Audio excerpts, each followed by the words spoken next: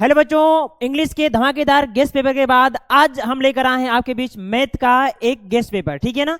तो इसमें आज हम लोग डिस्कस करने वाले हैं कि जो हमारे इस समय प्री बोर्ड चल रहे हैं उसमें किस टाइप के क्वेश्चन आ रहे हैं। और ध्यान देना बच्चों, आपको अगर इस क्लास में इन तक बने रहेंगे तो 70 में 70 दिलाने की गारंटी मेरी है। बस आप क्लास के इन तक जरूर बने रहना, क्योंकि हम लोगों ने एनालिसिस करके प्रीवियस ईयर पेपर्स का ही एनालिसिस किया है, जिसमें आप लोग देख पा रहे होंगे कि जो है इंग्लिश का पिछला वीडियो जो आपने देखा उसमें भी आपको एकदम डिक्टो क्वेश्चन मिले।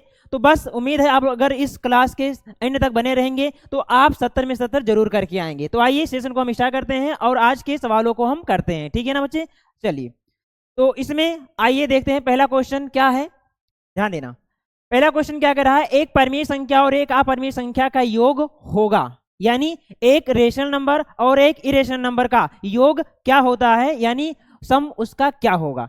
तो इसमें आपको चार ऑप्शन दिए गए हैं। पहला दिया गया है परमीय संख्या यानी रेशनल नंबर, दूसरा है प्राकृतिक संख्या यानी कि नेचुरल नंबर्स, और तीसरा होता है पूर्ण संख्या होल नंबर्स, और जो चौथा ऑप्शन हमें दिया गया है अपरिमेय संख्या इरेशनल नंबर। तो मैं बता दूं आपको, ये बहुत ही इंपॉर्टेंट क्वेश्चन है बच्चे। इससे एक सवाल आपको एग्जाम में जरूर देखने को मिलते हैं, परमीय और अपरमीय संख्या से कैसे क्वेश्चन बनता है मैं आपको बता रहा हूँ। क्या होता है, कभी कभी जानवर पूछता है कि एक परमीय संख्या एक अपरमीय संख्या का अंतर क्या होगा, या एक परमीय संख्या एक अपरमीय संख्या का योगफल क्या होगा, या मान लो आप सेम ही दे दिया जाए, एक दो परमीय संख्याओं का योग क्या होगा, या दो अपरमीय संख्याओं का अंतर क्या होगा। या ऐसे क्वेश्चन भी बनता है, एक शून्योत्तर परमीय संख्या और एक अपरमीय संख्या का मल्टीपल क्या होगा, एक शून्योत्तर परमीय संख्या एक अपरमीय संख्या का जो है भागफल क्या होगा। तो इन सब टाइप्स के क्वेश्चन इस सवाल से बनते हैं। तो अगर आप इसको कर पाएंगे तो बहुत उम्मीद करते हैं इस क्वेश्चन आप जो है अच्छे से सीख कर ही जाना। चलिए ध्यान देना, तो इसमें क्या है, देखिए कह रहा है एक परमीय संख्या और एक अपरमीय संख्या का योग क्या होगा। तो मैं यहाँ पे एक परमीय संख्या ले रहा हूं, मान लीजिए 2 हो गया, ठीक है ना, एक परमीय संख्या 2 हो गया और एक अपरमीय संख्या, ध्यान देना परमीय संख्या हमने 2 ले लिया। फिर कह रहा है एक अपरमीय संख्या, तो मान लेते हैं एक अपरमीय संख्या √2 हो गया। अब इनका योग करो, ठीक है ना, इनका योग करोगे तो ये यही रहेगा। और आप जानते हैं एक परमीय संख्या एक अपरमीय संख्या का योगफल सदैव अपरमीय संख्या ही होती है। ठीक है ना, चलिए तो बस वही चीज आप ध्यान रखना। तो यहाँ पर क्या होगा, अब देखिए जैसे कभी कभी आपसे यही सेम क्वेश्चन आपको दे सकता है, ऐसे कहेगा 2 + √2 संख्या है, तो आपको क्या कह देना, लिख देना है उसमें ऑप्शन में दे रहेगा परमीय संख्या, अपरमीय संख्या, पूर्ण संख्या, प्राकृतिक संख्या। तो आप सीधा टिक कर देंगे क्या है, अपरमीय संख्या। तो इसका जो राइट आंसर होगा बच्चे वो डी ऑप्शन हो जाएगा, अपरमीय संख्या। आई होप आप सभी को क्वेश्चन ऐसे समझ में आ गया होगा। चलिए फिर आते हैं नेक्स्ट क्वेश्चन तरफ हम। बाकी इंग्लिश मीडियम वाले बच्चे आप लोग ध्यान देना, क्वेश्चन वही है, लगाने का तरीका भी वही है, ठीक है ना। चलिए तो हमारे पास जो दूसरा नेक्स्ट क्वेश्चन है, दूसरा क्या कह रहा है, कह रहा है संख्या एक तो हमें ये दिया गया है और दूसरी संख्या हमें ये दिया गया है, इन दोनों का हमें एलसीएम लगाना है। तो देखो बच्चे ये बहुत बेसिक दे दिया गया, हम लोग जब 4th 5th या 6th 7th में पढ़ रहे होते हैं तो इस टाइप के क्वेश्चन वहां हम लोग सॉल्व करते थे, है ना। तो यहाँ पर क्या होता है आप जानते हैं, ये संख्या का मुझे मल्टीपल फैक्टर ऑलरेडी करके दे दिया गया है, ठीक है ना। ये संख्या का फैक्टर मुझे ऑलरेडी करके दे दिया, मुझे संख्या नहीं दिया। बस ये समझो कि एक संख्या ये है और एक संख्या ये है। अब इसका मुझे एलसीएम निकालना है। तो एलसीएम में जानते हैं जो कॉमन होता है उसको भी लेते हैं, जो कॉमन नहीं होता उसको भी लेते हैं। और अगर इस टाइप में रहता है तो जिन संख्या का जो है पावर अधिक रहता है हम वही संख्या लेते हैं। तो अगर देखें इसका एलसीएम क्या होगा, तो 2 के पावर 3 हो जाएगा, मल्टीपल यहाँ भी 3 है यहाँ भी 3 है, तो 3 और गुणे हो जाएगा 5। इनका आप मल्टीपल कर लो, मल्टीपल करेंगे तो 2 दूनी 4 दूनी 8, 8 3 24 और 24 पंचे 120। तो इसका जो आंसर होगा वो ऑप्शन ये हो जाएगा 120, ठीक है ना। चलिए तो आते हैं फिर आगे हम नेक्स्ट क्वेश्चन तरफ। देखना यहाँ पे क्या कर रहा है, यदि x² - 1/9 बराबर 0 हो तो मुझे x की वैल्यू बतानी है ना। या गिवन दैट मुझे दिया गया है x² - 1/9 = 0, तो मुझे x की वैल्यू पूछ रहा है, यानी इस x की वैल्यू क्या होगी, ठीक है ना। आइए इसको सॉल्व करते हैं। तो ये हो जाएगा x² - 1/9 = यहाँ हो गया 0।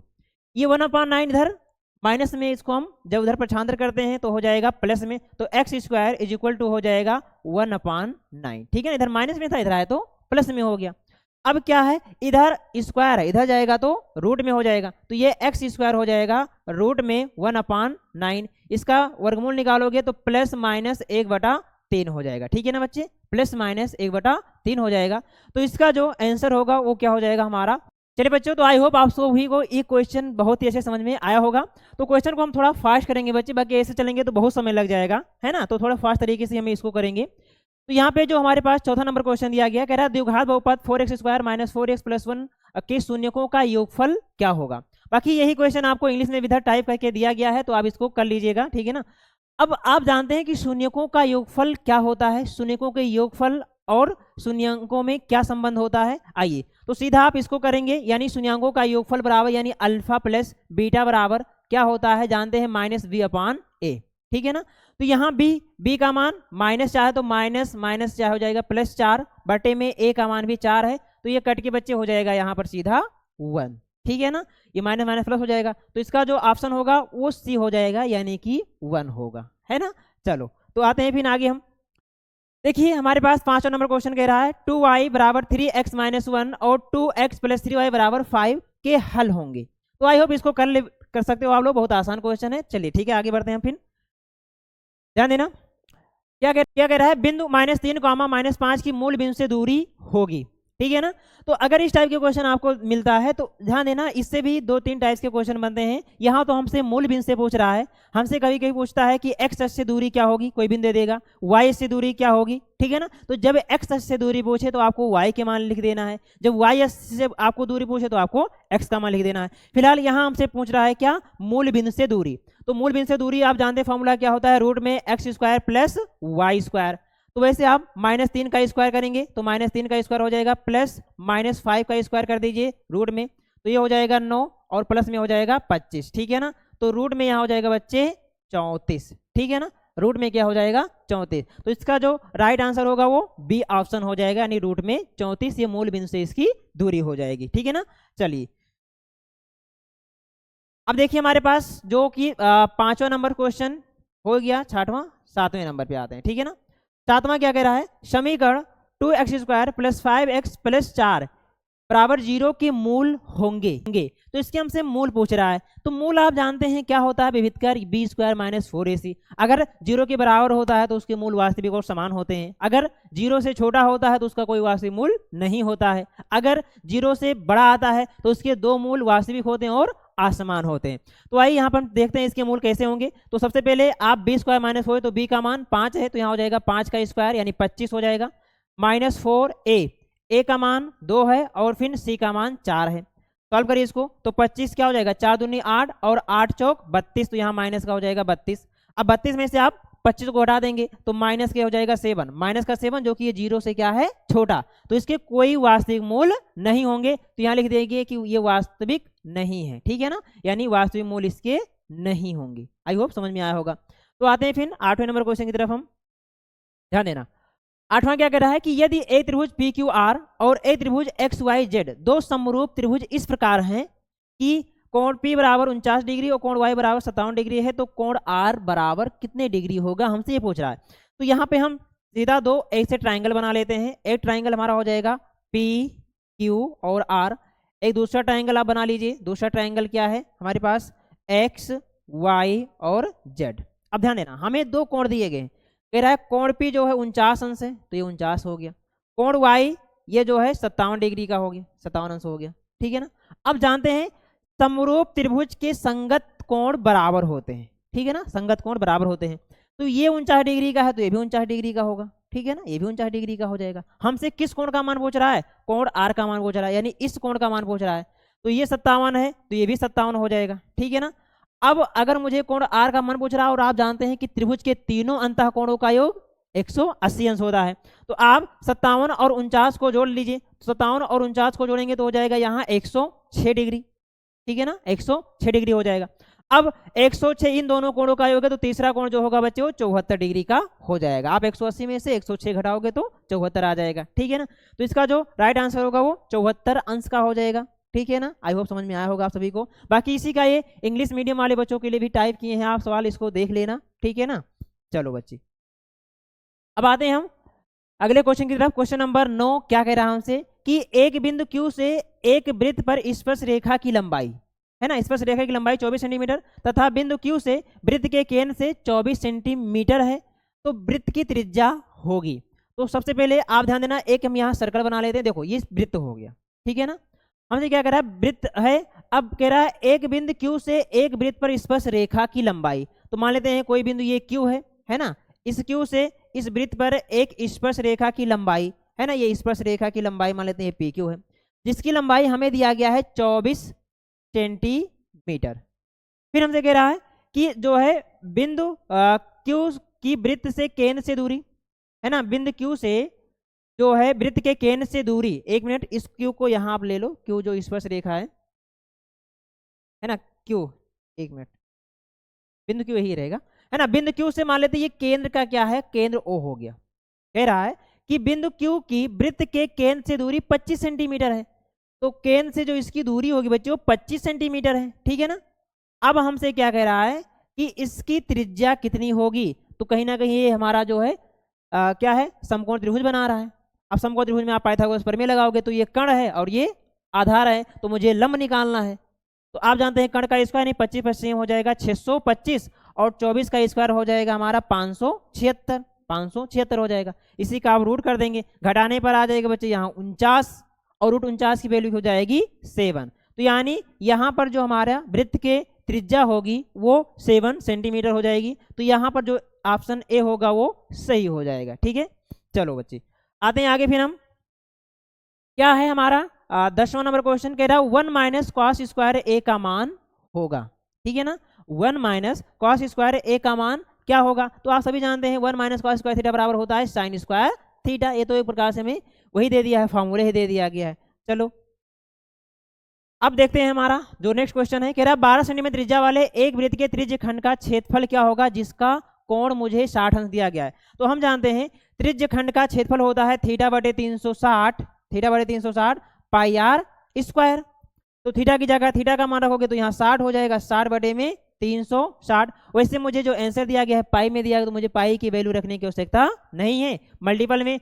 अब त्रिज्या दिया गया है 12, तो यहाँ 12 गुणे हो जाएगा 12, चूंकि आर स्क्वायर है। काट दीजिए, तो काटेंगे 6 का नाम 6 छका 36 और 6 दूनी 12 और 12 दूना 24। तो इसका जो आंसर होगा वो 24 पाई सेंटीमीटर स्क्वायर, 24 पाई सेंटीमीटर स्क्वायर, यानी ऑप्शन नंबर सी, ठीक है ना। चलिए तो आते हैं फिर हम 12वें नंबर क्वेश्चन की तरफ। देखिए यहाँ पर हमें क्या दिया गया है, कॉसेक स्क्वायर ए माइनस कॉट स्क्वायर ए का मान क्या होगा, वही भी फॉर्मूला यहाँ भी दिया गया है। कॉसेक स्क्वायर ए माइनस कॉट स्क्वायर ए का मान सभी लोग जानते हैं 1 होता है। चलिए इतने आसान आसान क्वेश्चन है। उसके बाद फिर आते हैं 12 के बाद 13 नंबर पे, ठीक है ना। देखिए कह रहा है यदि 5 सेंटीमीटर भुजा के वर्ग के संलग्न फलकों को, है ना, मिलाकर रखा जाए तो बने घन का आयतन क्या होगा। अब भाई देखिए, यानी 5 सेंटीमीटर भुजा वाला वर्ग के संलग्न फलकों को अगर मिलाकर रखा जाए तो बने घन का जो आयतन होगा वो कितना होगा। तो ये कर सकते हो आप लोग आसानी से, इसमें कोई दिक्कत नहीं, ठीक है ना। आते हैं फिर नेक्स्ट क्वेश्चन तरफ। बाकी ऐसे इसी का जो है इंग्लिश में इधर टाइप करके दिया गया है, आप इसको भी कर सकते हो, ठीक है ना बच्चे। आते हैं फिर 14 नंबर क्वेश्चन पे। और ध्यान देना बच्चे, ये इंग्लिश मीडियम वाले बच्चे भी इसको ध्यान से देखना, क्योंकि सवाल वही है, बस लगाने का भी तरीका वही है, बस लैंग्वेज थोड़ा चेंज है। ये हिंदी में है और ये क्या है हमारे इंग्लिश में टाइप कर दिए गए हैं, ठीक है ना। चलो तो यहाँ पे 14 नंबर क्वेश्चन हमसे क्या कह रहा है, और लेकिन हाँ बच्चे ध्यान रखना, इसको सिरे से लेना, और ये हो सकता है पक्का यही आपके पेपर में आए भी, है ना। तो आपको क्या करना है, बस सेशन के इन तक बने रहने हैं और सभी सवालों को आपको करके जाना है, नहीं तो बाद में फिर पछताना पड़ेगा, काश ये वीडियो देख लिए होते तो कितना अच्छा होता, है ना। चलिए आते हैं। तो 14 नंबर क्वेश्चन हमसे क्या कह रहा है कि एक थैले में 3 लाल और 5 काली गेंद हैं। इस थैले में से यदि एक गेंद यादृश निकाली जाए तो लाल गेंद होने की प्रायिकता क्या होगी। अब ध्यान देना, प्रायिकता तो सभी लोग जानते हैं, प्रायिकता के लिए आप जानते हैं कि अनुकूल परिणाम बटे कुल परिणाम। तो हमारे पास कुल परिणाम कितने हैं, 5 3 8 गेंदे हैं। अब हमसे पूछ रहा है लाल गेंद होने की प्रायिकता, लाल गेंद कितने हैं 3, तो 3 बटे कितना हो जाएगा यहाँ 8। तो अनुकूल परिणाम हमारे 3 है, कुल परिणाम हमारे 8 है, तो सी ऑप्शन 3 बटे 8 हमारा ये राइट हो जाएगा। आते हैं आगे। फिर क्या है 15 नंबर कह रहा है निम्नलिखित सारणी का माध्य होगा। तो माध्य बच्चे सभी लोग निकालना जानते हैं, माध्य आप लोग कर सकते हो, ठीक है ना। चलिए आते हैं, बाकी ऐसे अगर पूरे सॉल्व कराएंगे तो हमारे सेशन बहुत ही लंबी हो जाएगी। इसमें भी आपको माध्यक वर्ग बताना है। माध्यक वर्ग के लिए क्या करना है आपको, बस यहाँ पे संचय बारंबारता बनाना, ठीक है ना, CF बनाना। उसके बाद में उसका जो टोटल सम आएगा उसी का आधा कर दीजिएगा, और वो जिस संख्या में आएगा बस वही इसका माध्यक वर्ग हो जाएगा, ठीक है ना। बाकी इस क्वेश्चन से भी सवाल ऐसे बनते हैं, ठीक है ना, कि माध्यक वर्ग के लिए क्या मुझे उपयोग CF किसको ज्ञात करने के लिए मुझे CF ज्ञात करना होता है, माध्य ज्ञात करने की, माध्य ज्ञात करने के लिए, या फिर बहुलक ज्ञात करने के लिए। तो आप जानते हैं CF हम किस में प्रदर्शित करते हैं, माध्यक ज्ञात करने में। तो यहाँ से भी ये क्वेश्चन ऐसे भी बनता है, ठीक है ना। तो आते हैं फिर आगे, हम 17 नंबर क्वेश्चन हमसे क्या कह रहा है कि किसी सिक्के को एक बार उछालने पर उसे चित आने की प्रायिकता हो गई। तो जब एक सिक्के को एक बार उछाला जाता है तो चित आने की प्रायिकता सभी जानते हैं 1/2 होगा, या तो चित आएगा या तो पट आएगा। यहाँ पे ये भी पूछ सकता है कि पट आने की प्रायिकता क्या होगी, तो पट आने की बोले या चित आने की बोले, मतलब 1/2 ही होगा, क्योंकि एक सिक्के को जब उछालते हैं तो केवल और केवल 2 ही परिणाम आएंगे, या तो चित आएगा या तो पट आएगा, ठीक है ना। तो यहाँ कुल परिणाम हमारे हो जाएंगे 2, और अनुकूल परिणाम हमारे कितने होंगे, 1, क्योंकि कह रहा है चित आने की प्रायिकता तो 1/2, तो इसका जो C ऑप्शन होगा 1/2 वो करेक्ट हो जाएगा, ठीक है ना बच्चे। अब यहाँ हमसे क्या कह रहा है, 18 नंबर क्वेश्चन, हमें 2 संख्याएं दी गई हैं, ठीक है ना, 2 नंबर्स दिए गए हैं, कह रहा है इनका मल्टीपल क्या होगा। तो देखिए ये दोनों जो नंबर्स हमारे दिए गए हैं, पहला भी हमारे पास जो है वो क्या है, इरेशन नंबर है, और ये भी हमारा इरेशन नंबर है। तो आप जानते हैं कोई भी जब 2 इरेशन नंबर्स का हम मल्टीपल करते हैं तो संख्या हमारी मतलब रेशनल भी होती है और इरेशनल दोनों हो सकती हैं। तो ऐसे क्वेश्चन में आपसे मतलब ये देने का मतलब ये है कि आपसे ऐसे भी पूछ सकता है कि 2 इरेशन नंबर्स का मल्टीपल क्या होगा, ठीक है ना। तो यहाँ पे इसको समझेंगे हम। अगर आप 2 इरेशनल नंबर्स का आप मल्टीपल करते हैं तो संख्या जो रिजल्ट हमें मिलती है वो रेशनल भी होती है और इरेशनल भी होती है, यानी परमीय भी होता है और अपरमीय भी होता है। तो यहाँ पे अगर हम 2 अपरमीय संख्या का मल्टीपल करेंगे तो आइए कर लेते हैं इधर हम 2 - √2, ठीक है। अब करेंगे आप तो ये हो जाएगा 2√2, और √2 से √2 का अगर मल्टीपल करेंगे तो यहाँ -2 हो जाएगा, रूट हट जाएगा, तो ये भी हमारा इरेशनल नंबर ही आएगा। तो इसका जो राइट आंसर होगा बच्ची हो जाएगा एक अपरमीय संख्या आएगी। तो आई होप आप सभी को इसको समझ में आ गया होगा। तो बच्चे ज़्यादा बहुत हम सवालों को सॉल्व ना करते हुए हम थोड़ा आगे बढ़ते हैं।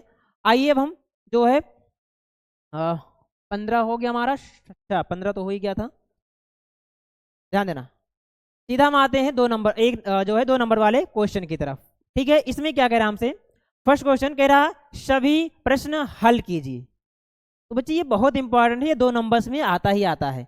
आपसे कह रहा है सिद्ध कीजिए कि √2 एक अपरिमेय संख्या है। मैंने लिख दिया prove that √5 is a irrational and irrational number. अब यहाँ हमने 5 लिख दिया है, वही चीज आपसे यहाँ √2 लिखा है, √3 भी लिख सकता है, √7 भी लिख सकता है, रूट जो है क्या हो जाएगा, √10 भी हो जाएगा। यानी ऐसी संख्या जिनका आप परफेक्ट रूट नहीं निकाल पाओ उन सभी को प्रूव करने का यही तरीका रहेगा, जैसे कि √2 का रहेगा, √5 का रहेगा, है ना। तो बस ध्यान रखना, इसको आप सिद्ध करना जानते भी हैं, मैंने पिछली वीडियो में इसको सिखाया भी है, तो आप इसको कर सकते हो, अभी आपके पास समय भी है, इसको आप लोग कर लेना अच्छे से। आते हैं फिर हम आगे नेक्स्ट क्वेश्चन की तरफ। ऐसे फिर देखिए खा नंबर क्वेश्चन क्या कह रहा है हमसे, कह रहा है कि बिंदुएं ए के निर्देशांक, है ना, बिंदु ए के निर्देशांक क्या है, 1,5, 2,3 और -2, -11 क्या है, संरेख है। अब संरेख है तो हमसे कह रहा है बिंदु संरेख है, इसको प्रूव करना है आपको, ठीक है ना, क्या करना है, इसको प्रूव करना है। तो संरेख होने के लिए आप जानते हैं कि अगर आप इन दो, इसको मान लो ये ए बिंदु है, ये बी बिंदु है और ये सी बिंदु है, ठीक है ना, इसको यहाँ डिनोट कर लेंगे आप। ए बिंदु हो जाएगा 1,5, बी बिंदु हो जाएगा 2,3 और सी बिंदु हो जाएगा -2, -11। अगर ये संरेख है तो यहाँ पर आप ध्यान देना, जो ए बी का डिस्टेंस होगा और जो बी सी का डिस्टेंस होगा वो ए सी के डिस्टेंस के बराबर होगा, यही आप लोग इसमें प्रूव करना है, ठीक है ना बच्चे। तो इसको आप कर पाओगे, ये आप इसमें क्या लगाना है, दूरी सूत्र ही लगेगा इसमें। चलिए तो आते हैं आगे क्वेश्चन की तरफ हम। फिर क्या है गा नंबर, कह रहा है कि बिंदुओं -3, 10 और 6, -8 को जोड़ने वाले रेखाखंड को बिंदु -a, 6 किस अनुपात में विभाजित करता है। तो यहाँ पे अब विभाजन फॉर्मूला लगेगा, यानी के का मान निकालना रहेगा। जैसे ये कह रहा है कि 2 बिंदुएं हैं, मान लेते हैं एक बिंदु यहाँ ए है, एक बिंदु यहाँ बी है। अब इस बिंदु का मान -3, 10 है और बी बिंदु का मान है 6, -8 है। अब इसको जोड़ने वाला कोई बिंदु एक, इसको मान लेते हैं P है, जिसका निशांक -1, 6 है। तो अब इसको ये किस अनुपात में विभाजित करता है हमें ये पता करना है। तो मान लेते हैं ये k अनुपात 1 के अनुपात में विभाजित करता है, बस मुझे ये k का मान ही निकालना होता है। तो आई होप ये भी कर पाओगे आप लोग अच्छे से। बाकी वही चीजें यहाँ भी आपको लिखी हुई मिलेंगी, ठीक है। अब उसके बाद में आते हैं घ नंबर, कह रहा है कि सिद्ध कीजिए कि सेक ए 1 माइनस साइन ए इंटू सेक ए प्लस टेन ए बराबर 1 होता है। तो आइए इसको हम प्रूव करके दिखाते हैं यहाँ पे आपको। तो सबसे पहले आप लिखेंगे यहाँ सेक ए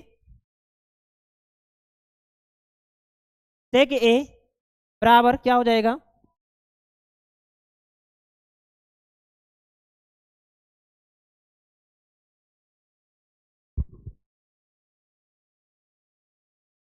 हाँ तो बच्चे अभी जैसा कि आप सभी लोग देख रहे हैं कि सर मैथ का आप सभी को गेस्ट पेपर सॉल्व करा रहे हैं। बच्चे इस क्लास को आप बिल्कुल भी हल्के में मत लीजिएगा। जैसा कि आप सभी लोग जानते हैं कि हमने इंग्लिश का मॉडल पेपर आप लोग को सॉल्व कराया था, मतलब एक गेस्ट पेपर सॉल्व कराया था और वो सारा क्वेश्चन उसी में से आया था, ठीक है मेरे बच्चे।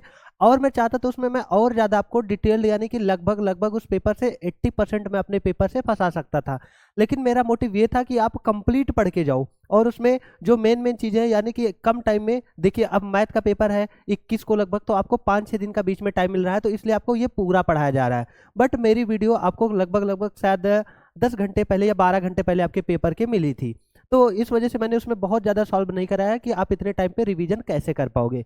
बट बच्चे ये मैथ का आपको सॉल्व कराया जा रहा है, आप चाहे यूपी बोर्ड के हिंदी मीडियम से हो चाहे आप यूपी बोर्ड के इंग्लिश मीडियम से हो। अभी मैंने देखा कि सर पूरा क्वेश्चन आप सभी को सॉल्व नहीं करा रहे हैं बच्चे, उसका मोटिव ये है कि सर यहाँ पे आपको पूरा पढ़ा नहीं रहे, है ना। अगर आपको पढ़ाना होता तो आपको बहुत सारे और वीडियो में ये पढ़ाई वाला कंटेंट मिलेगा, लेकिन मेरे बच्चे ये जो आपको सॉल्व कराया जा रहा है, मतलब ये आपको सॉल्व नहीं, केवल और केवल आपको ये गेस पेपर दिया जा रहा है, यानी कि गेस क्वेश्चंस दिए जा रहे हैं, ठीक है बच्चे। और मैं आपसे एक चीज बताऊं बच्चे, ये समझो गेस पेपर नहीं, ये समझो पूरा ओरिजिनल पेपर है। अच्छा सर आप इतना कैसे कॉन्फिडेंट होके बता रहे हैं बच्चे, ये आप मेरी इंग्लिश की वीडियो से जाके देख लीजिएगा, जितना मैंने पढ़ाया यानी कि 10 क्वेश्चन मैंने कराया था शॉर्ट में, केवल 10 क्वेश्चन कराया था और उसमें से लगभग 5 से 6 क्वेश्चन हमारे पढ़ाए हुए से मिला। और बच्चे आप जानते हो ना कि वो और लगा के मिला होता है, अदरवाइज मैं आपको पूरा ही क्वेश्चन वही करा सकता था। मतलब इतना कॉन्फिडेंट है क्योंकि हमें पता है कि ये किस सेट से पेपर निकल के आ रहा है, ठीक है मेरे बच्चे। तो आप इस वीडियो को बिल्कुल भी हल्के में मत लीजिएगा। अब जैसे मान लिया जाए कि सर आपको ये सॉल्यूशन बताया, ठीक है, अब भाई आप चाहे हिंदी मीडियम है चाहे इंग्लिश मीडियम है, आप बताओ ये हिंदी मीडियम वालों के लिए ए लिखा है तो क्या इंग्लिश मीडियम वालों के लिए मतलब हिंदी इंग्लिश दोनों के लिए ए लिखा है। अब ये कोई ये नहीं कह सकता कि मेरे लिए ए लिखो और हिंदी वाले के मेरे लिए आ लिखो, है ना, ऐसा तो पॉसिबल है नहीं। तो केवल और केवल बच्चे यहाँ पे आपको ये सॉल्व कराने का पूरा पर्पस बस ये है कि आपको ये देना, मतलब क्वेश्चन देना। ये क्वेश्चन आप बोर्ड एग्जाम में, अपने प्री बोर्ड एग्जाम में बच्चे तैयार करके जाएंगे, ठीक है बच्चे। और मैं पूरे दावे के साथ कहता हूँ कि पेपर दे के आओगे तो पहले याद आएगी अनिल सर की, कि अनिल सर ने इतना जबरदस्त कंटेंट दिया, इतना जबरदस्त पेपर हमको दिया कि सारा सर एग्जाम में छपा छपाया मिल गया। तो बस बच्चे वीडियो को केवल और केवल आप ये देखिए, क्वेश्चन इसको देखिए, है ना। बाकी आपको कम समझ में आ रहा है ज़्यादा समझ में आ रहा है, भाई आप पूरा सिलेबस पढ़े हो तो आपका रिवीजन आई होप आपका हो चुका होगा, ठीक है मेरे बच्चे। चलिए मैंने आपका 2 मिनट टाइम लिया क्योंकि मैं आपको इस क्लास की इंपॉर्टेंस बता सकूं, ठीक है मेरे बच्चे। चलिए आप क्लास को एंजॉय करिए, क्लास को कम क्वेश्चंस को एंजॉय करिए, है ना। और यही क्वेश्चंस आप तैयार करके चले जाइए और पेपर में एकदम बच्चे फोड़ दोगे। मेरी तरफ से आप सभी को मैथ्स के पेपर के लिए बेस्ट ऑफ लक, ठीक है बच्चे। चलिए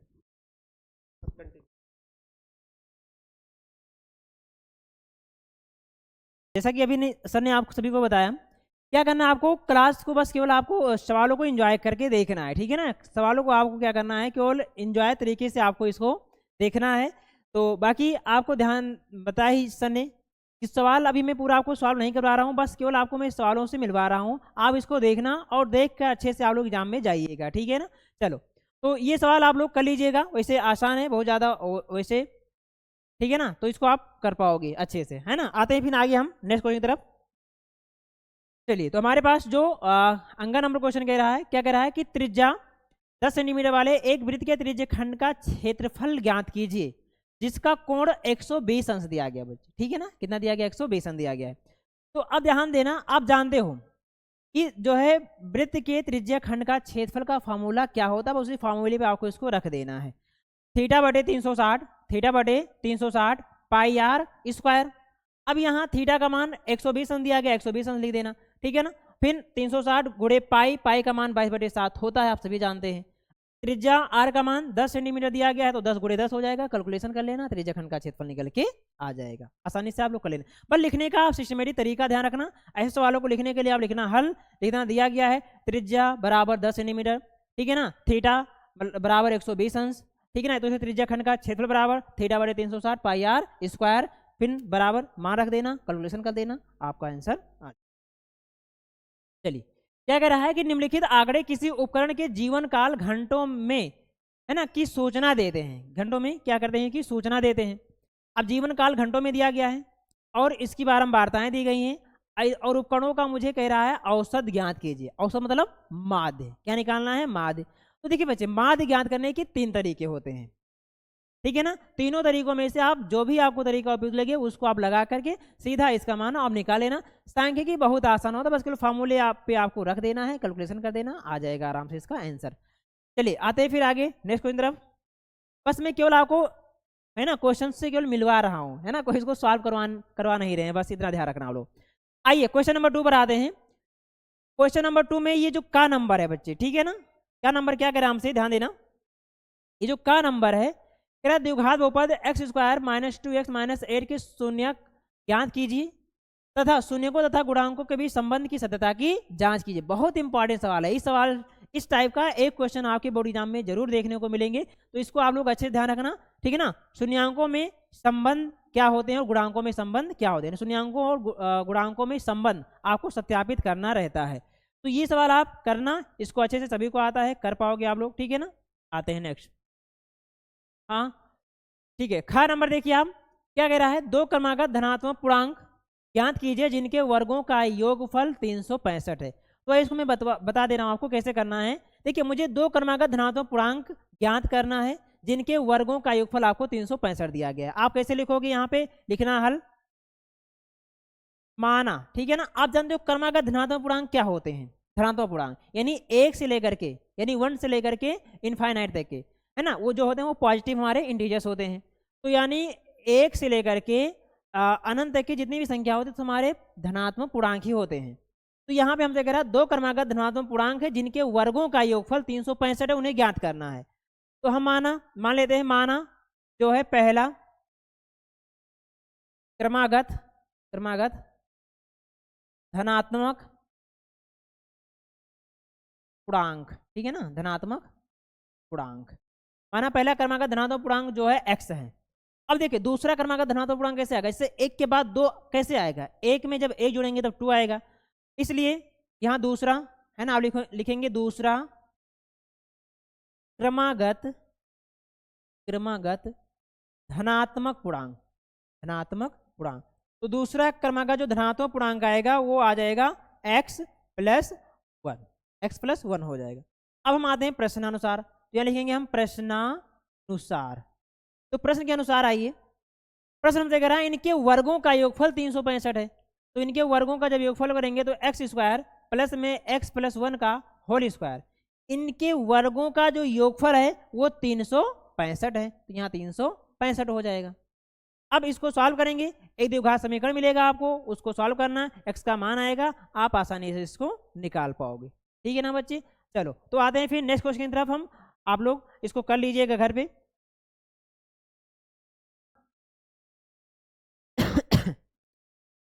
चलिए क्या नंबर क्या कह रहा है कि सिद्ध कीजिए कि किसी बाह्य बिंदु से वृत्त पर खींची गई स्पर्श रेखाओं की लंबाइयां बराबर होती हैं। तो आइए इसको हम आपको बताते हैं। देखो सबसे पहले आपको एक वृत्त बनाना है, यहाँ पे वृत्त हो गया। अब एक बाह्य बिंदु कोई हमने P ले लिया, ये P एक बाह्य बिंदु है, इस पर 2 स्पर्श रेखाएं आप PQ खींचेंगे और एक स्पर्श रेखा हम PR खींच दी, PR हो गया। अब ये O केंद्र से मिलाएंगे हम बिंदु Q को, स्पर्श बिंदु R को, और आप जानते हैं जब हम वृत्त के केंद्र से स्पर्श बिंदु पर त्रिज्या खींचते हैं तो वो त्रिज्या स्पर्श रेखा पर और स्पर्श रेखा के स्पर्श बिंदु पर लंब होती है, तो ये लंब हो जाएगी, ऐसे ये भी लंब हो जाएगी। अब रचना में क्या करना, आपको O से P को मिला देना है, O को P से मिला देंगे तो यहाँ पर आपको 2 ट्राइंगल दिखेगा। अब इन दोनों में क्या है, ये OQ वृत्त की त्रिज्या है, OR वृत्त की त्रिज्या है, तो तो यानी त्रिभुज ओ क्यू पी में तथा त्रिभुज ओ आर पी में, इन दोनों में ये भुजा इस भुजा के बराबर है और ओपी भुजा दोनों में उभयनिष्ठ है, और इस त्रिभुज में ये कोण और इस त्रिभुज में ये कोण, ये प्रत्येक 90 डिग्री का है। तो यानी आरएचएस सर्वांग समता द्वारा ये त्रिभुज इस त्रिभुज के सर्वांगसम हो जाएगा। तो जब ये त्रिभुज इस त्रिभुज के सर्वांगसम हो जाएगा तो ये जो पी क्यू भुजा है वो पी आर भुजा के बराबर हो जाएगा। ये मुझे प्रूव करना है, ऑटोमेटिक प्रूव हो जाएगा, ठीक है ना। तो आपको क्या, बस इसको प्रूव करने के लिए आपको 4 स्टेप ध्यान देना है। कितने स्टेप? 4 स्टेप। पहली बात, आपको दिया क्या गया है वो लिखोगे। तो दिया जो है बस जो सवाल में लिखा रहता है वही चीज आप लिख देंगे, दिया है। सिद्ध क्या करना है, तो सिद्ध करने में आप लिख दोगे कि ओपी बराबर जो क्यूपी बराबर पी आर, ये मुझे सिद्ध करना है। तो ये सिद्ध करने में हो जाएगा। अब रचना में क्या किया आपने कि ओ को पी से मिला दिए हैं और ओ को क्यू से मिला दिया और ओ को आर से मिला दिया। तो इसको रचना में लिख देना। फिर लिख देना उपपत्ति। उपपत्ति लिखने के बाद यानी प्रूव लिखने के बाद लिखेंगे ट्राइंगल ओ क्यू पी तथा ट्राइंगल ओ आर पी में। तो इन दोनों में क्या क्या कॉमन है उसको लिखेंगे कि ओ की भुजा बराबर है ओ आर के और ओ पी बराबर ओ पी, दोनों में उभयनिष्ठ है, और कोण ओ क्यू पी बराबर कोण ओ आर पी है, प्रत्येक 90 डिग्री का है। तो इसलिए आरएचएस सर्वांग समता द्वारा आरएचएस सर्वांग समता द्वारा त्रिभुज ओ क्यू पी तथा त्रिभुज ओ आर पी क्या है? सर्वांग सम। आप सर्वांग सम का सिंबल लगा दीजिएगा, सिद्ध हो जाएगा। फिर लिखेंगे इसलिए ओ क्यू मतलब क्या हो जाएगा, क्यू पी बराबर P R C P C D द्वारा, सिद्ध हो जाएगा। आसान है, कुछ कर पाओगे सब लोग, है ना। चलिए आते हैं आगे। फिर क्या है, घ नंबर, कह रहा सिद्ध कीजिए कि एक रेखा किसी त्रिभुज की किन्हीं दो भुजाओं को एक ही अनुपात में विभाजित करती है तो वह तीसरी भुजा के समांतर होती है। सिंपल क्वेश्चन है। यहाँ पर हम बनाते हैं एक ट्राइंगल, समझिएगा आप लोग अच्छे से, सवाल नहीं करो, बस केवल आपको समझा रहे, थोड़ा सा हिंट दे रहे हैं बच्चे, है ना। देखो ये ट्राइंगल हो गया ए बी सी, ठीक है ना, ट्राइंगल ए बी सी हो गया। हमें दिया गया है ट्राइंगल ए बी सी, कोई भी त्रिभुज हो जाए, उसमें कह रहा है कोई एक भुजा, तो मान लेते हैं एक भुजा ये एल एम है ना, एल एम है, जो ए बी भुजा और ए सी भुजा को समान अनुपात में विभाजित करता है, समान अनुपात में विभाजित करता है। तो आप जानते हैं थेल्स फर्मी यानी 6.2 क्या कहता है कि यदि कोई त्रिभुज की कोई एक भुजा इन्हीं दो भुजाओं को समान अनुपात में विभाजित करता है तो वह तीसरी भुजा के समांतर होती है। और थेल्स फर्मी 6.1 क्या कहता है कि यदि कोई क्या कहते हैं, एक रेखा किसी त्रिभुज के एक भुजा के समांतर होती है तो बाकी वो दोनों भुजाओं को समान अनुपात में विभाजित करती है, ये 6.1 होता है। तो बस वही परमेय है। तो ये थेल्स परमेय दोनों में से कोई ना कोई एक आएगा, या तो ये आ जाएगा या तो जो मैंने अभी बताया है वो आ जाएगा। तो इन दोनों को आपको अच्छे से तैयार करके जाना है, ठीक है ना। तो अब यहाँ पे क्या करना है, इसको प्रूव करने के लिए, इसको सिद्ध करने के लिए सिंपल सा तरीका आपको लगाना है, लिखना है कि दिया क्या गया है। तो जो दिया गया आप वही चीज यहाँ लिख दोगे, ठीक है ना। तो दिया है में आप लिखेंगे कि त्रिभुज ए बी सी में ए एल बटे एल बी यानी इन दोनों भुजाओं का अनुपात बराबर है ए एम बटे एम सी, ये दिया गया है। अब लिखेंगे सिद्ध करना है। सिद्ध करने में है लिखोगे एल एम समांतर बी सी, एल एम समांतर बी सी है, ये आपको मतलब उसमें लिख देना सिद्ध करने में। फिर लिखोगे आप उपपत्ति। उपपत्ति लिखने के बाद आप लिखेंगे कि त्रिभुज ए बी सी में ए एल बटे एल बी और ए एम बराबर है ए एम बटे एम सी, इसके सामने लिख देंगे आप कि ये दिया गया है। क्या है? ये दिया गया है बस। तो इसलिए प्रमेय 6.2 से आप क्या कह सकते हो कि जो है एल एम भुजा समांतर है बी सी के, बस सिंपल सा प्रूव हो जाएगा आसानी से, ठीक है ना। चलो अब देखिए हमारे पास ये अंगा नंबर क्वेश्चन क्या कर, निम्नलिखित सारणी में किसी कक्षा के विद्यार्थियों के गणित में प्राप्त अंक दिए गए हैं, उनके अंकों का माध्य ज्ञात करना है। तो औसत भी इसमें लगाना है। तो आप जानते हैं माध्य ज्ञात करने की 3 विधियां होती हैं। तीनों विधि में से जो आपको उपयुक्त लगे वो विधि आप लगाकर सीधा इसका आपको माध्य ज्ञात करें। वैसे डाटा भी बहुत आसान दिया गया, आप कर सकते हो इसको। चलिए अब क्या कह रहा है हमसे 23 नंबर, कह रहा है टीवी सेटों का जो है निर्माण तीसरे वर्ष में 600 टीवी सेट तथा 7वें वर्ष में 700 टीवी सेट का उत्पादन करता है, यह मानते हुए कि प्रत्येक वर्ष उत्पादन में एक समान रूप से एक निश्चित संख्या में वृद्धि होती है। तो ज्ञात कीजिए, आपको इसमें 3 चीज लगाना है। प्रथम वर्ष में उत्पादन, दूसरा आपको 10वें वर्ष में उत्पादन, ठीक है ना, और तीसरा जो है प्रथम 7 वर्षों में कुल उत्पादन, है ना, प्रथम 7 वर्षों में कुल उत्पादन कितना हुआ ये आपको इसमें निकालना है। तो सबसे पहले आप ध्यान ना देखो, ये दिया गया मुझे अरिथमेटिक प्रोग्रेशन चैप्टर से ही, पर थोड़ा डाटा मतलब लैंग्वेज थोड़ा चेंज करके लिख दिया, बाकी इसमें कुछ है नहीं। हमें दिया गया है टीवी सेटों का निर्माण तीसरे वर्ष में, यानी तीसरे वर्ष मतलब A3 का मान दिया गया है। A3 का मान मुझे 600 दिया गया है, फिर कह रहा है तथा 7वें वर्ष में यानी A7 का मान मुझे यहाँ 700 दिया गया है, 7वें वर्ष में 700 दिया गया है। तो आपको A3 का मान पता है, A7 का मान पता है, तो यहाँ से आप प्रथम पद और सर्वांतर भी निकाल सकते हो। अच्छा, यहाँ से निकल जाएगा, दोनों समीकरण बनाएंगे।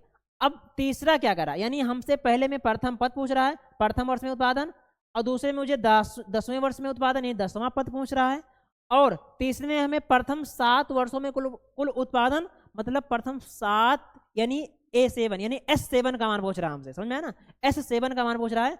तो इसमें 3 चीजें आपसे पूछ रहा है, प्रथम पद क्या होगा, उसके बाद में A10 का मान क्या होगा, और तीसरा मुझसे पूछ रहा है S7 का मान क्या होगा। तो बस इन दोनों समीकरणों से अगर आप क्या करेंगे, प्रथम पद और डिफरेंस निकाल पाओगे तो आसानी से ये क्वेश्चन आप सॉल्व कर ले जाएंगे। ठीक है ना, करिएगा, मेहनत करिए, थोड़ा आप लगाने का प्रयास करेंगे, उम्मीद है आप कर पाओगे इसको। आइए आते हैं फिर नेक्स्ट क्वेश्चन तरफ हम। देखिए यहाँ पर 24 नंबर क्या कर रहा है, 2 अंकों की संख्या में दहाई का अंक इकाई के अंक का तिगुना है। दहाई का जो अंक है वो इकाई के अंक का तिगुना है। यदि संख्या में से जो है 54 घटाया जाए, ये संख्या में से 54 घटाया जाए तो अंक पलट जाते हैं, संख्या ज्ञात कीजिए। तो वैसे इसको लगाने के 2 तरीके हैं, आप चाहो तो द्विघात समीकरण से भी लगा सकते हो, 2 चर वाले रेखीय समीकरण से भी इसको लगा सकते हो। तो आइए इसको मैं दोनों विधि से आपको बता दूं। सबसे पहले आपको लिखना है इधर, ठीक है ना, दोनों विधि में आपको बता दूंगा। माना क्या लिखेंगे आप, माना संख्या का जो है इकाई अंक, ठीक है ना, संख्या का इकाई अंक, तो संख्या का इकाई अंक हम मान लेते हैं x है, तो इसलिए संख्या का दहाई अंक, संख्या का दहाई अंक। अब संख्या का जो दहाई अंक है, आप हमसे क्वेश्चन कर रहा है दहाई अंक जो है इकाई अंक का तिगुना है, तो इकाई अंक x है तो दहाई अंक हो जाएगा 3x हो जाएगा। तो यहाँ जो प्राप्त संख्या होगी यहाँ लिख देंगे, अतः प्राप्त संख्या, तो प्राप्त संख्या जो होगी, अब ये दहाई है तो आप जानते हैं दहाई वाले अंक में 10 से गुणा होता है और प्लस में हो जाएगा x, प्लस में हो जाएगा x, गुणा करोगे तो ये हो जाएगा 30x प्लस x होगा, 30x प्लस x हो गया। अब हम आते हैं प्रश्नानुसार, ठीक है ना, तो प्रश्नानुसार आएंगे।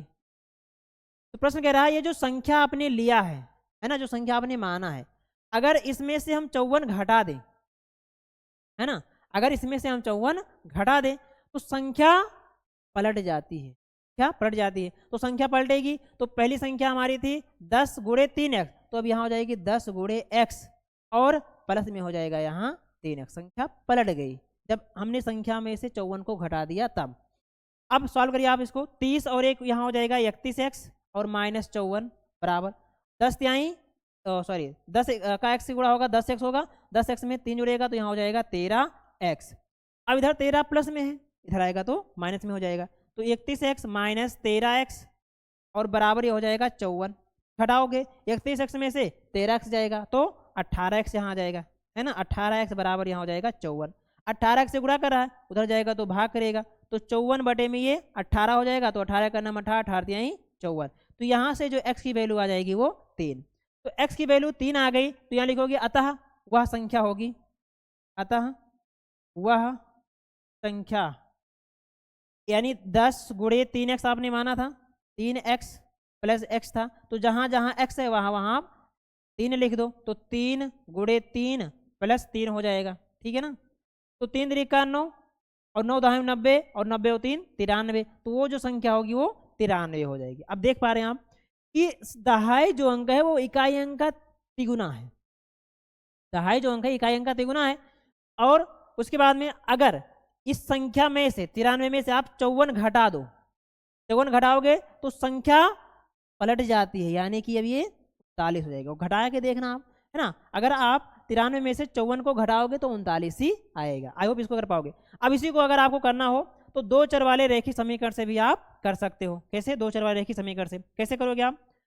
माना संख्या का इकाई अंक, ठीक है ना, माना संख्या का इकाई अंक, तो संख्या का जो इकाई अंक है उसको हम मान लेते हैं y है, तथा संख्या का दहाई अंक, ठीक है ना, संख्या का दहाई अंक हम मान लेते हैं x है।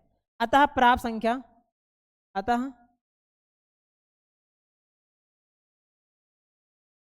प्राप्त है ना, अतः प्राप्त संख्या, जो मुझे संख्या प्राप्त होगी वो क्या होगी, आप जानते हैं दहाई वाले अंक में 10 से गुणा होता है, दहाई वाले अंक में 10 से गुणा होता है, तो यहाँ हो जाएगा 10x, ठीक है ना, ये हो जाएगा 10x प्लस y, ये संख्या हो गई। अब आते हैं प्रथम शर्तानुसार, ठीक है ना, प्रथम शर्तानुसार, प्रथम शर्त कह रहा है, ठीक है ना, प्रथम शर्त कह रहा है कि संख्या का दहाई अंक इकाई अंक का तिगुना है। तो संख्या का जो दहाई अंक है ये x, एक तरफ y लिख दो, संख्या का दहाई अंक इकाई अंक का तिगुना है, तब जब ये इकाई जो दहाई अंक वो इकाई अंक का 3 गुना है, तो अगर हम इसमें 3 से गुणा कर देंगे दोनों तरफ बैलेंस बराबर हो जाएगा, ये आ जाएगा हमारा समीकरण फर्स्ट। फिर आते हैं द्वितीय शर्तानुसार, ठीक है ना, द्वितीय शर्तानुसार। अब दूसरा शर्त कह रहा है जो संख्या आपने माना था, संख्या में से अगर आप 54 घटा देते हैं तो संख्या पलट जाती है, यानी 10y प्लस ये x हो जाती है, 10y प्लस x हो जाती है। अब घटाओगे आप तो ये हो जाएगा 10x प्लस y, 54 को उधर पक्षांतर कर दो और इन सबको इधर पक्षांतर कर लाएंगे, तो माइनस 10y और माइनस x बराबर में हो जाएगा 54। अब घटा दीजिए, तो 10x है और यहाँ x है, तो 10x में से एक x जाएगा तो यहाँ 9x बचेगा, ये y प्लस में माइनस में घटाएंगे तो माइनस का 9y बराबर में ये 54 हो जाएगा। अब 9 यहाँ कॉमन ले लो, 9 कॉमन लेंगे तो x minus y is equal to 54 हो जाएगा, तो यहाँ से x माइनस वाई का मान आ जाएगा 54 बटे में 9। अब 9 से काटेंगे तो 9 छक बच्चे 54 हो जाता है, 9 छक 54 हो जाता है, तो यहाँ से हमारे पास समीकरण आ जाएगा ये सेकेंड, ठीक है ना, सेकेंड आ गया। अब x का मान आपको पता है क्या है, जो है 3y है, यहाँ लिखेंगे आप x का मान समीकरण सेकेंड में रखने पर, समीकरण सेकेंड में रखने पर, समीकरण सेकेंड में रखने पर, तो जब इस x का मान हम इस x का मान अगर हम समीकरण सेकेंड में रखते हैं तो समीकरण सेकेंड हमारे पास x माइनस वाई बराबर 6 दिया गया है, तो जहां x है वहां x का हम मान रखेंगे, तो ये हो जाएगा 3y माइनस का y बराबर ये 6 हो जाएगा, माइनस का y बराबर ये 6 हो जाएगा बच्चे, ठीक है ना, बराबर 6 हो जाएगा। अब 3y में से y जाएगा तो यहाँ हो जाएगा 2y बराबर 6, यहाँ से y की जो वैल्यू आएगी वो 6/2, यानी कि यहाँ से हो जाएगा 3, इकाई अंक यहाँ से भी 3 आ गया। अब क्या करना, y का मान आप समीकरण फर्स्ट में रखोगे, तो यहाँ लिखेंगे y का मान समीकरण फर्स्ट में रखने पर, तो y का मान समीकरण फर्स्ट में रखेंगे तो जहां y है वहां y का मान रखोगे, तो यहां से x का मान आ जाएगा 9, तो यहां लिखेंगे अतः वह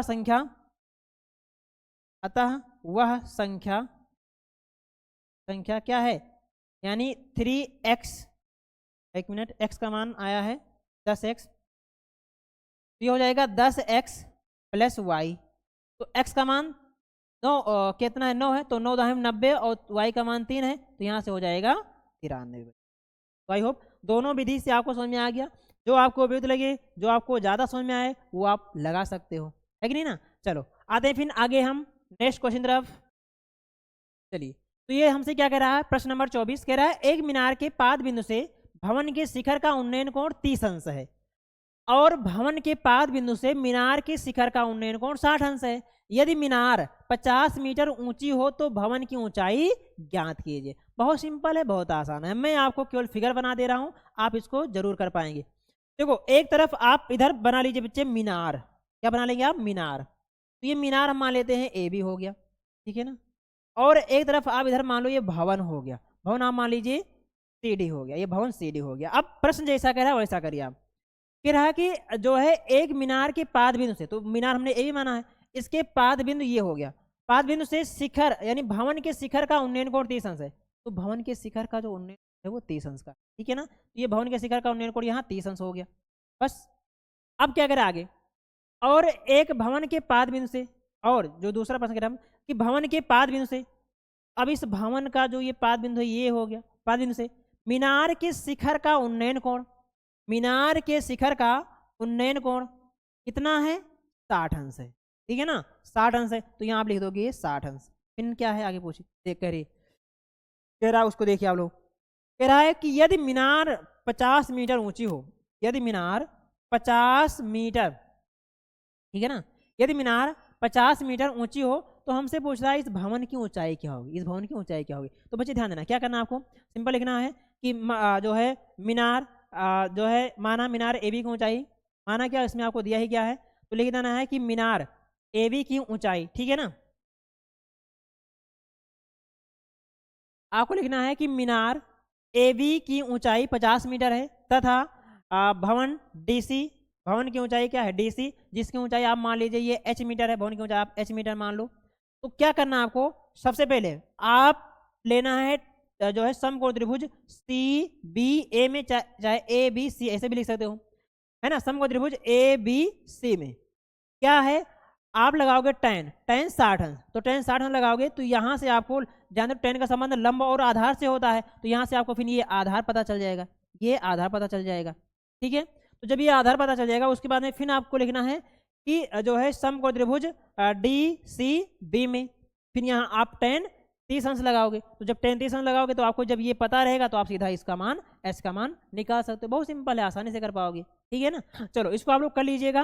बाकी आते हैं हम नेक्स्ट क्वेश्चन तरफ, ध्यान देना। ये 25 नंबर क्वेश्चन क्या हमसे कह रहा है कि ऊंचाई 24 सेंटीमीटर और व्यास 14 सेंटीमीटर वाले एक ठोस बेलन में, एक ठोस बेलन में उसी ऊंचाई और उसी व्यास वाला एक शंक्वाकार खोल काट लिया जाता है, शेष बचे ठोस का निकटतम वर्ग सेंटीमीटर तक का पृष्ठीय क्षेत्रफल ज्ञात कीजिए। तो इसका मैं फिगर बनवा देता हूं, ध्यान देना।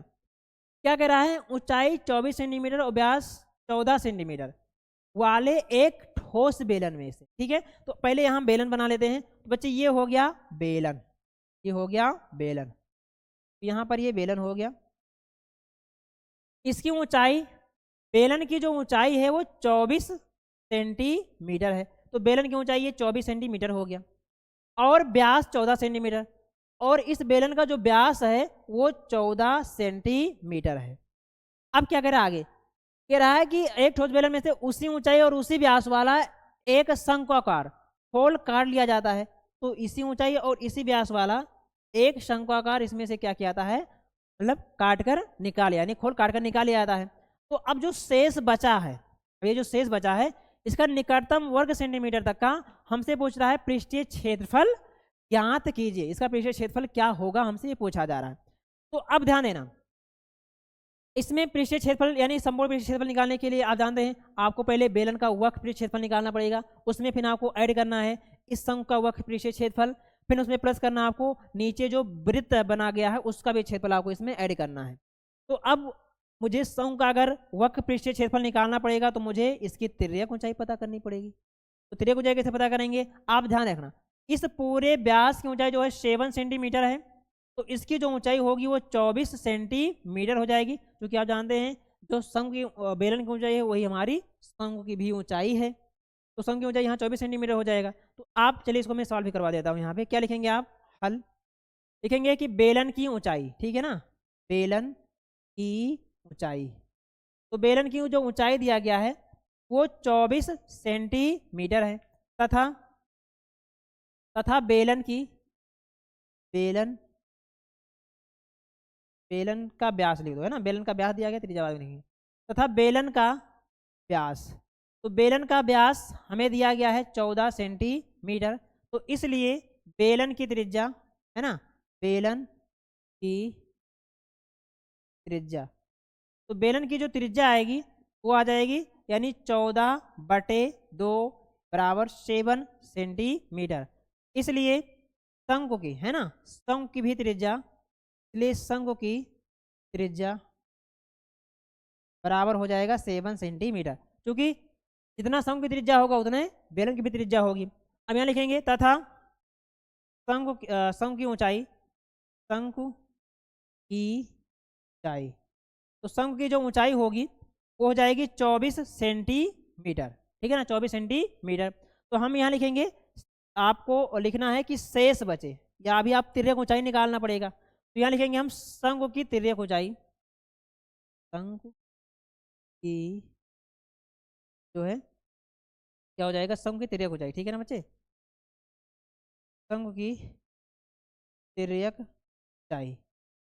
तो शंकु की जो तिर्यक ऊंचाई होती है आप जानते हैं रूट में हो जाएगा r square plus h square. तो त्रिज्या त्रिज्या हमें दिया गया है 7, तो यहाँ 7 का स्क्वायर हो जाएगा, प्लस हाइट दिया गया है 24, तो यहाँ 24 का स्क्वायर हो जाएगा। अब साथ साथ यहाँ हो जाएगा रूट में 49 और 24 का स्क्वायर हो जाएगा 576। इनको योग करोगे आप तो यहाँ हो जाएगा 676 हो क्या कहते 625 हो जाएगा बच्चे, ठीक है ना। इनका जब योग करेंगे हम तो 625 हो जाएगा। आइए तो यहाँ लिख देते हैं हम, योगफल हो जाएगा 625। अब आप जानते हैं 625 का जो अगर आप वर्गमूल निकालेंगे तो कितना होगा, 25 हो जाएगा, ठीक है। तो यहाँ हम जो लिखेंगे 25 हो जाएगा। शंकु की तिर्यक ऊंचाई, शंकु की तिर्यक ऊंचाई हो गई हमारा 25 सेंटीमीटर।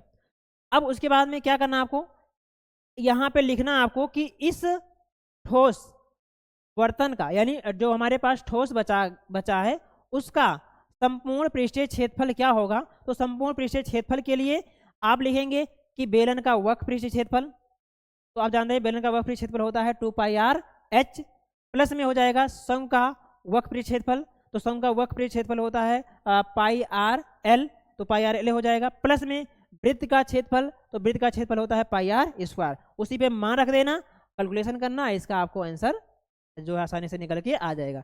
तो आइए फिर जो है एक क्वेश्चन और इसी का है 25 नंबर में ही, कह रहा है एक तंबू ऊपर से शंक्वाकार तथा नीचे से बेलनाकार है। तंबू की संपूर्ण ऊंचाई 15 मीटर तथा आधार का जो व्यास है वो 24 मीटर है। तंबू के बेलनाकार भाग की ऊंचाई 10 मीटर है। तंबू बनाने हेतु प्रयुक्त कैनवास का क्षेत्रफल ज्ञात कीजिए। तो ध्यान देना, तंबू कैसा है हमारा, नीचे से बेलनाकार है और ऊपर शंक्वाकार है, तो ये बेलनाकार हो गया। फिर इसी के ऊपर एक शंक्वाकार ये बनाया हुआ है, ये तंबू है, ठीक है ना, ध्यान देना, ये मतलब कैनवास है। कह रहा एक तंबू ऊपर से शंक्वाकार नीचे से बेलनाकार है। तंबू की संपूर्ण ऊंचाई 15 मीटर, तो इस तंबू की जो संपूर्ण ऊंचाई है वो 15 मीटर हो गया, तो 15 मीटर इसकी संपूर्ण ऊंचाई हो गई। कह रहा है 15 मीटर है तथा आधार का व्यास, और ये जो आधार का जो व्यास है वो बच्चे हमारे पास कितना दिया गया है, 24 मीटर, ये है 24 मीटर, ठीक है ना, आधार का व्यास 24 मीटर है। फिर हमसे क्या कह रहा है, तंबू के बेलनाकार भाग की ऊंचाई 10 मीटर है। अब ये तंबू के जो बेलनाकार भाग की ऊंचाई है वो 10 मीटर है। तो अब हम इससे कह रहा है इसको बनाने में, इस तंबू को बनाने में प्रयुक्त कैनवास का क्षेत्रफल क्या होगा। तो बस अभी जैसे पिछला लगा है उसी प्रकार ये भी है, बस ये शंकु क्या था, नीचे से था, अब ये ऊपर हो गया है। तो कुछ नहीं करना, सबसे पहले आप ध्यान देना, देखो क्या है, अगर इस शंकु का हम तिर्यक ऊंचाई पता करें, तिर्यक ऊंचाई पता करें तो पहले तो मुझे ये पता करना पड़ेगा इस शंकु की ऊंचाई कितनी है। हम जानते हैं इस वस्तु की संपूर्ण ऊंचाई 15 मीटर है और बेलनाकार भाग की ऊंचाई 10 मीटर है, तो जो शंकु की ऊंचाई होगी वो 5 मीटर हो जाएगा, 5 मीटर हो जाएगा। अब उसके बाद ये बेलनाकार भाग का जो टोटल व्यास है वो 24 मीटर है, तो जो त्रिज्या होगी वो 12 मीटर हो जाएगा, त्रिज्या जो होगी 12 मीटर हो जाएगा। अब यहाँ से आप इसकी तिर्यक ऊंचाई निकालोगे, क्या निकालोगे आप, तिर्यक ऊंचाई निकालोगे। बस क्या लिखना है आपको, लिखना है कि बेलनाकार भाग की ऊंचाई बराबर दिया गया है 10 मीटर तथा बेलन की जो है व्यास 24 सेंटीमीटर, तो इसलिए बेलन की जो त्रिज्या होगी वो हो जाएगी 24 का आधा 12 मीटर। फिर लिखेंगे शंकु की ऊंचाई जो होगी वो संपूर्ण वस्तु की ऊंचाई में से आप 10 को घटा देंगे तो 5 मीटर आ जाएगा शंकु की ऊंचाई। फिर लिखेंगे शंकु की त्रिज्या, तो शंकु की त्रिज्या हो जाएगी 12 मीटर। फिर आप लिखेंगे शंकु की तिर्यक ऊंचाई, तो शंकु की तिर्यक ऊंचाई L बराबर हो जाएगा रूट में r² प्लस h², तो 12 का स्क्वायर और प्लस 5 का स्क्वायर करेंगे, योग करेंगे, उसका वर्गमूल निकालेंगे तो तिर्यक ऊंचाई पता चल जाएगी आपको। बस क्या लिखना आपको कि जो है तंबू बनाने में प्रयुक्त संपूर्ण कैनवास का क्षेत्रफल बराबर हो जाएगा बेलन का वक्र पृष्ठीय क्षेत्रफल प्लस शंकु का वक्र पृष्ठीय क्षेत्रफल। फार्मूला लिख देना, मान रखोगे तो इसका आंसर आपको पता चल जाएगा, कैलकुलेशन कर लेना आप लोग, है ना बच्चे। तो आई होप आप सभी को सारे क्वेश्चन जितना भी हमने अभी तक कराया आप सभी को अच्छे समझ में आया होगा, है ना। तो उम्मीद करते हैं आपको ये सेशन बहुत ही बेहतरीन समझ में आया होगा।